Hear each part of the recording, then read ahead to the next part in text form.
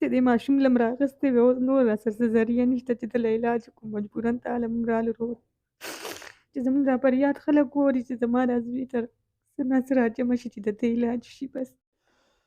بسم الله الرحمن الرحیم. ګرانو کتونکو، الف خان شیرپا فاونډیشن د خپل وس مطابق د بې وسه بې کسه بې څوکه خلکو سره تعاون کوي، او چې تعاون نه وي نو تاسو ته وړاندې کوي. ماښامي ټیم دی او تاسو ته څنګه پته ده چې موږ د کرین په نښه په پی کې 65 باندې الیکشن کوو، کمپین کې لګیو او دا خلک رالې له غزې نه راواپس شو چې د کشمیر نه ډېر لرې نه راغلي. خپل ماشوم زوی چې د دوی د وینا مطابق چې بیمار دی دا دی په دې غیږ کې دی ورسره، او دلته کې به کمپلیکس کې چې کوم دی نو هغه داخلي. اوس موږ هغه هم نشو ویلی ګرانو کتونکو، دې وخت کې چې څوک د الیکشن دا خرچې کوي نو په دې خرچو باندې د ډېر بې وسه بې کسه بې څوکه خلکو ودونه هم کیدی شي، علاجونه هم کیدی شي، خو موږ سره هغه وسایل شته دی نه چې څنګه په الیکشن کې په تش لاس روان یو. نو دغه شانتي دوی ته هم دغه باور ورکو چې دغه ویډیو را دغه د له مخکې کوو چې څه نو دا به دې ځای نه داسې خالي لاس نه تلل، خو بهرحال د دوی نمبر به په دې ویډیو کې وي او نیغ په نیغ ورسره تعاون وکړي، امداد وکړي چې بل چاته نور محتاجه نه شي او ویډیو ته کښېنني. نوم دې څه وي؟ محمد فاروق د کوم ځای؟ یم د صحابۍ صاحب. ښه، او کشمیر کې اوسېږي؟ کشمیر کې اوسېږو. نو کار څه کوي؟ کار د بټو کې کار کوو یا داسې فارمونه، بس عامه کچه مزدوري وه صاحب. څو بچي دي؟ بچي مې 6 بچي دي خیره. ښه، دې څه بیمار دی؟ د نمونیا شوی و، بیا یې ګردن توړ بخار و، جلم هسپتال کې داخل و. هغې نه پس د ریشه سر ته ختلې وه، نو سر کې رسولی شوې وه. هغې د سر اپریشن والا دلته وکړلو. څونه خرچه پرې راځي؟ تقریبا یې باندې 1.5 لک روپۍ خرچه راغله صاحب. موږ ټول کار اسکور وکړو، لکه نو اوس هم نور وس ورته نه کېږي.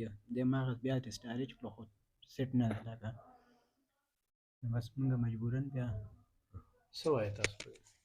بس ضرور دا وایم چې زما د بچي لپاره موږ سره مدد وشي، ځکه چې زموږ ماشوم بچي ډېر زیات ناجوړه دی او دې وروڼو له مې دا درخواست دا راغلی چې لکه موږ ډېر بېوسه یو، نه مو کور شته، نه مو در شته، نه مو خپل خپلوان داسې لکه شته.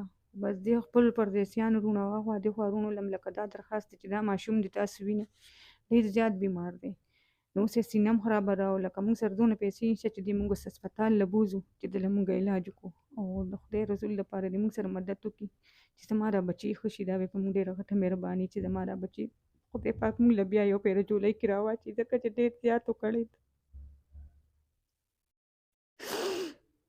ستاسو نور ژوند څنګه تېرېږي؟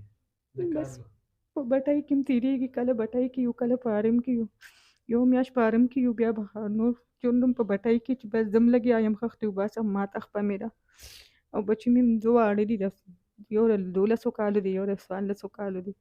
دا پلار یې لګیا وي نو که زر خښته مو باسل او که 800 مو باسل، بس په هغې خپل وخت تېرو. اوس راباندې 1.5 لک روپۍ قرض دی چې دې ماشوم له م راغوستی وې، اوس نور راسره څه ذریعه نشته چې ته له علاج وکړو مجبوراً تاله موږ رالو چې زموږ دا فریاد خلک ګوري چې زما دا زوی ته څه نه څه راجمع شي چې د ده علاج شي بس.